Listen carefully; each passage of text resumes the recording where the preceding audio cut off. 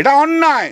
যে ডাক্তাররা যারা কর্মবিরতি করে তারপর যে ডাক্তাররা ট্রিটমেন্ট দেয়নি তারা অন্যায়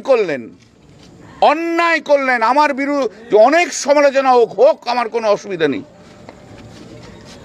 কতগুলো শিশুর মৃত্যু হলে আর কতগুলো মানুষের মৃত্যু হলে তবে ডাক্তারদের বিচার হবে, সেটাই আমার জানার দরকার আছে।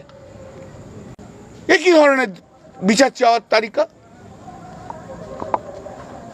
কালকে তো একটা প্রসূতি মহিলা মারা গেছেন তো বিজেপির চাক্কা জামের জন্য।